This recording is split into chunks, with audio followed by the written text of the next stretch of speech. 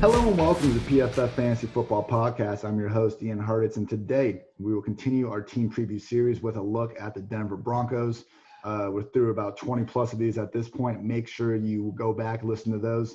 If you haven't already, been trying to make them as evergreen as possible all off season, then we'll get all 32 teams finished up before week one. So without further ado, the 2020 Denver Broncos Fantasy Football Team Preview.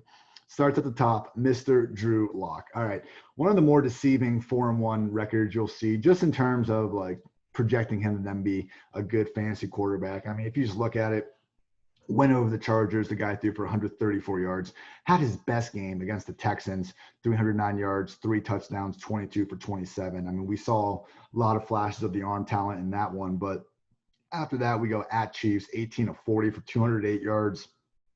Week 16 versus the Lions, 192 yards. Week 17 versus the Raiders, 177 yards. Again, like if you go through the film, you see, flashes of off-script goodness. I mean, the guy is far from a statue. He actually had PFF's highest time from snap to sack. I mean, the other guys up there were Lamar Jackson, Kyler Murray. So Drew Lock's not going to give you, quite the same rushing floor or anything, but he's a very athletic guy. He's not the easiest dude to get down. And, that right arm he's got, it is a cannon. So there's a lot of potential there. And the one thing that really stuck out to me is that he graded really lowly in terms of pass attempts, 20 yards, thrown 20 plus yards downfield. And that was surprising because that really wasn't a problem with Lock's game coming out of Missouri. I mean, he was second and fourth in QB rating and yards per attempt, respectfully, on passes thrown 20 plus yards downfield among the 50 draft eligible QBs coming out. So, it's a situation where we kind of look at who he was throwing to, and it was a banged up Noah Fant.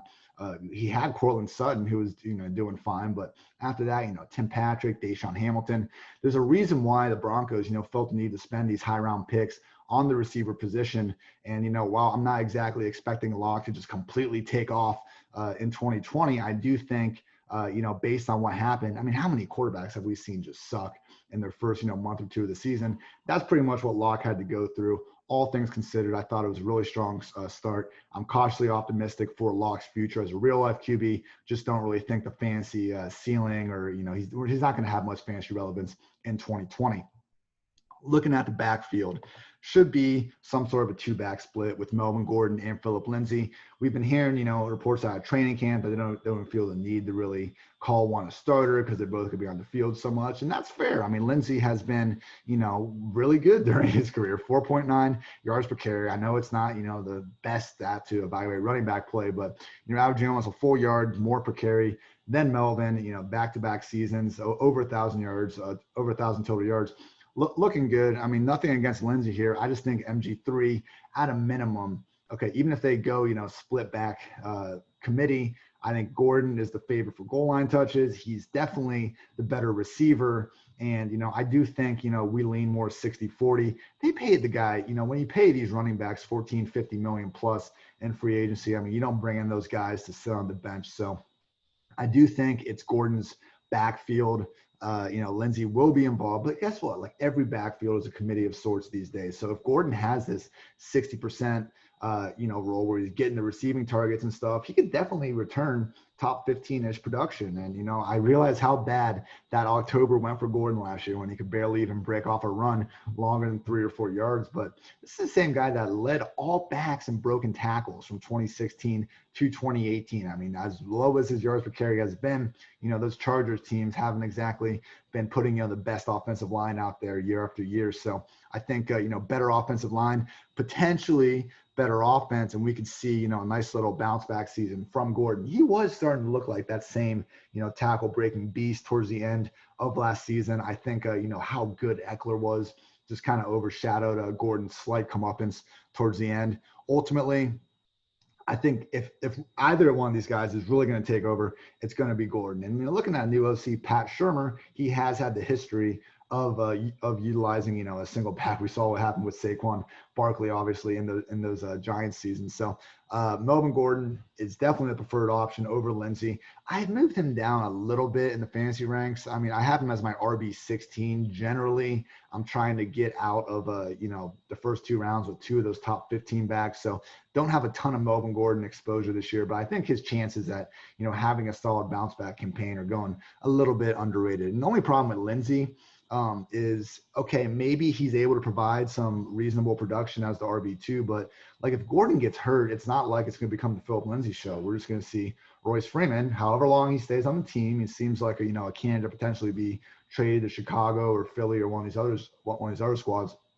As long as Royce Freeman is there, I mean, that's just going to be a split 2-back committee right down the middle, even if Gordon goes down. So I'm not really prioritizing Lindsay to the same extent as some people. I would much rather have, the tier of handcuff backs, true handcuff 3-down backs ahead of Lindsay. So moving on to the wide receivers, Courtland Sutton, alpha wide receiver 1. I mean, the dude had a 25% target share and 40% air yard market share with Locke under center last season. I mean, it wasn't, he didn't exactly completely ball out with Locke under center, but it's one of these situations, I think, where like we saw with Terry McLaurin last year, where McLaurin was so good with Case Keenum.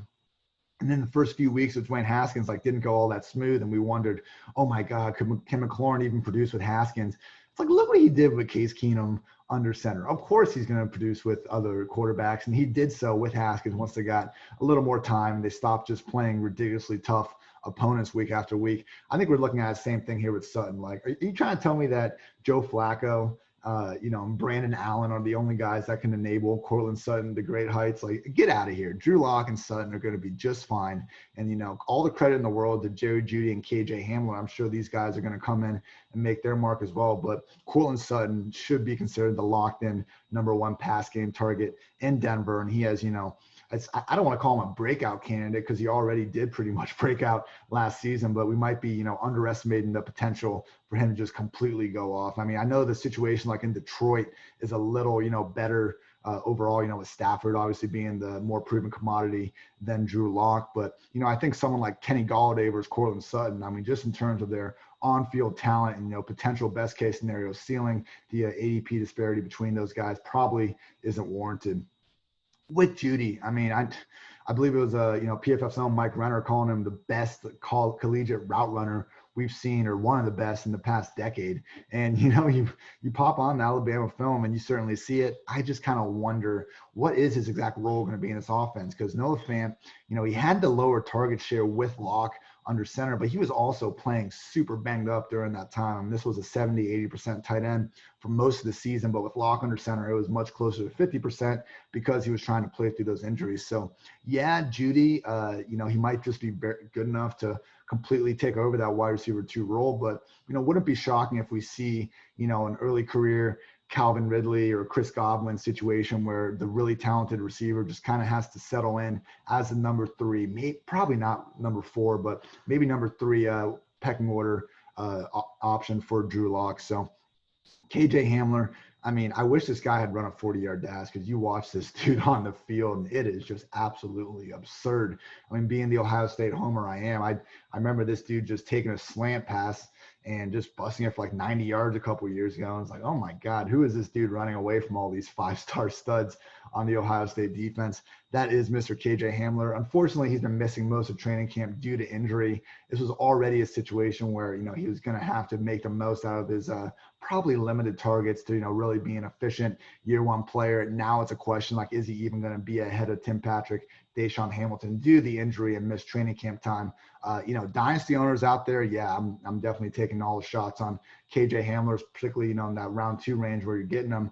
But in terms of redraft 2020, do not expect Hamler to have much of a shot.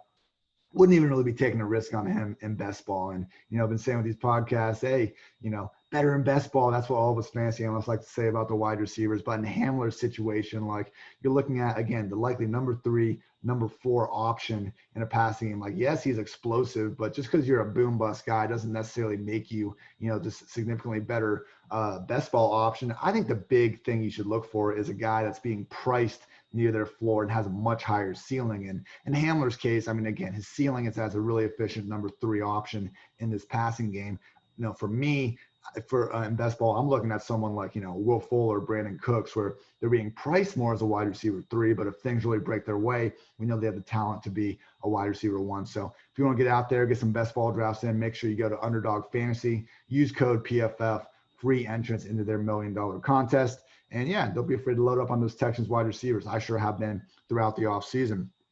Moving on to tight end, Noah Fant. I mean, look, rookie tight ends don't do anything. And, literally the only ones we've seen be fantasy top 12 performers in their first season have been Gronk and then Evan Ingram. And Ingram needed Beckham to miss 12 games in order to get there and just end up kind of being overloaded with targets. So the fact that Fant did show out a little bit last season, should mean a lot. I mean, only A.J. Brown and Deebo Samuel averaged more yards after the catch per reception than Fant. I mean, he was just the 10th rookie tight end to average at least 8 yards per target since 2000.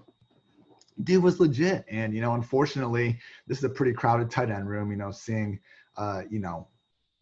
Hireman and Jake Butt and some of these guys. And again, when Drew Lock was under center, Sutton had 40 targets, Hamilton had 28, Patrick 20, and Fant was all the way down to 14. But just keep in mind that Fant, played at least 60% of the offensive snaps in weeks 1 through 13 before failing to top that threshold in each of the final 4 games of the season. So he was playing hurt. I think, seeing the year 2 bump out of tight ends, first round talent like Fant, I mean, his ceiling is as a number 2 pass game option in this offense, at that tight end 10-11 range.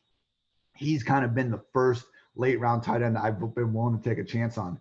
Truly just astronomical athletic profile. I mean, the fact him and Hawkinson were on that same Iowa offense still just blows my mind. But, Noah Fant, okay, the passing game isn't the most sure thing, but, this is a situation where I think you can bet on the talent likely meeting a fair chunk of opportunity. So on to the ranks. I have Drew Lock as my QB 25, 1 spot behind Baker Mayfield, 1 spot ahead of Phillip Rivers. Again, I think the real life potential for him to lead the Broncos to playoff contention, certainly there. I mean, again, the guy's got arm talent for days, and he showed, the ability to make stuff happen when nothing is there in the original play design. Just have my concerns with, one of those 5 stars last year were good for fantasy purposes, and that's not going to cut it. So plenty more late round QBs I'm looking to get before Mr. Drew Lock. Melvin Gordon is my RB 16. I have James Conner 1 spot ahead, David Johnson 1 spot behind.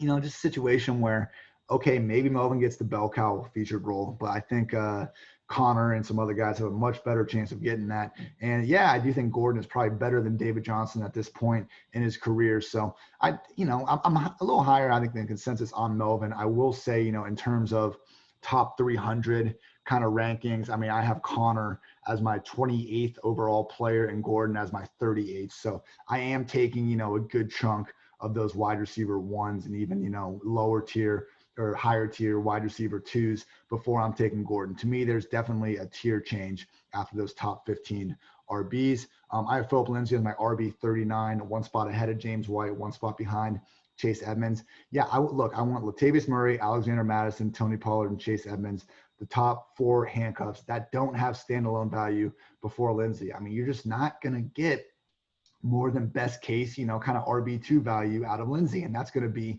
either with a Gordon injury or with a featured role or with a heavier role than we're expecting without Gordon, because the 3 down stuff just isn't going to be there. It's not going to be there for guys like Lindsay, Marlon Mack, Kerryon Johnson. So, I would much rather take the backup that's either giving us nothing and we're not starting him, or he's giving us, a literal top 10 projection if the starter goes down. Lindsay just doesn't seem to have that top 10, top 12 projection in his range of outcomes. I am just, going for upside in later rounds, and that usually has not included Phillip Lindsay. Courtland Sutton, I was my wide receiver 22, 1 spot behind Stephon Diggs, 1 spot ahead of DK Metcalf. He's pretty much my lowest ranked, number 1 pass game target that isn't, an aging vet. I think the Drew Lock situation is just the biggest cause for concern. I mean, Stephon Diggs, I just think is a little bit better. And to see Smokey Brown, who was the wide receiver 20 last year, accomplish that with Josh Allen, I feel more confident with that. We saw Devontae Parker's ceiling and DJ Chark. I feel a little more confident in Minshew than Lock. I mean, Sutton's so good. He could make up for this easily. And I'm not saying not to target the guy, but I do think, relative to some of these other wide receivers, Terry McLaurin, Chark, Parker, Diggs, I'm just taking my shots out there versus Sutton, who again should be the undisputed #1 guy, but with Locke, with Jeudy, just a couple more questions than those other guys. But guys, this is why we're taking running backs early though, because if I have Sutton on my team versus Diggs or Parker, like I'm happy. It's the situations you get in when you pass up on a Miles Sanders or Josh Jacobs for one of these stud wide receivers, and then you're picking between Leonard Fournette or Singletary or Mark Ingram later. Like just the divide between running backs available in round 5 compared to wide receivers is ridiculous, and that's why myself and others have been preaching this robust RB approach for most of the offseason. Moving down the list a little bit, I'm a little lower on Jeudy than the industry. I have him as a wide receiver 51, one spot ahead of Emmanuel Sanders, one spot below Curtis Samuel. This just kind of speaks to the overall depth of the wide receiver position in fantasy. I mean, no joke, there are about 50, 60 guys, wide receivers this year you can kind of talk yourself into. From a fantasy perspective, maybe Jeudy is just that good to completely dominate and do his thing from day one. I still think Sutton is the guy there, and kind of have my doubts about whether or not Locke can, one, enable multiple high-end fantasy options, and then two, if Jeudy's even going to be that #2 guy ahead of Noah Fant. So we'll see. Judy's one of those rookies where I'm more excited to watch next year than anyone else, and look forward to seeing what he can do. At tight end, Noah Fant is my tight end 10, one spot behind Darren Waller, one spot ahead of Mike Gesicki. I'm not reaching on these guys ahead of him, on your Wallers, your Hunter Henrys, your Gronks, your Higbees, your Ingrams of the world. Give me Fant, Herndon, Jonnu Smith. I want athletic, upside, young guys that have a chance to be their offense's, #2 pass game option if things swing their way. That's Noah Fant. I consistently find myself, him and Herndon, I would say, are my top 2 highest owned tight ends throughout the offseason in drafts of all shapes and sizes. So on the win total, Chiefs are the clear-cut favorite in the AFC West at 11.5. Then we have the Broncos, Chargers, and Raiders all sitting at 7.5. I think the Chargers might be a little more complete overall than the Broncos, just especially with the skill position, more proven skill position talent on defense. I mean, their secondary is just looking super elite after signing Chris Harris, now getting a healthy Derwin James. I mean, don't sleep on this Broncos defense, though, because after a first rough month of the season, they really came on, and that was with Bradley Chubb out, with 0 snaps from Bryce Callahan throughout the year, who was the only guy who really knew Vic Fangio's defense to begin with. So there is a case to be made that, okay, the Broncos go ahead and resume having this top 5 defense in the league, and if Locke can just do enough, they can definitely compete in wild card contention. So it's going to be tough between them and the Chargers. I mean, I want to be shocked if both these teams finish 8-8, 9-7. I give a slight nod to Chargers, but this is a good division. I mean, Broncos, I would lean the over 7.5, and we are seeing the juice there on -130 for the over, but I think it's warranted. And, similar to the Chargers, like this is a very complete team with a loaded defense, and it comes down to what can the QB give you. So a lot on Drew Lock's shoulders for the season. I'm rooting for him. I mean, how could you root against this Jeezy rapping, swaggerific dude? So best of luck to Drew Lock and the Denver Broncos, along with the rest of the AFC West squads in 2020. So that's going to do it, everyone. Thank you all for listening to PFF Fantasy Football Podcast. I'm your host, Ian Hartitz. Until next time, take care, everybody. Thanks for watching the PFF YouTube channel. And if you want to subscribe, all you have to do is push the button. Don't forget everything you get. A little fantasy, push the button. A little green line for the gambling aspects of the game, push the button. College football, push the button. The YouTube channel from PFF.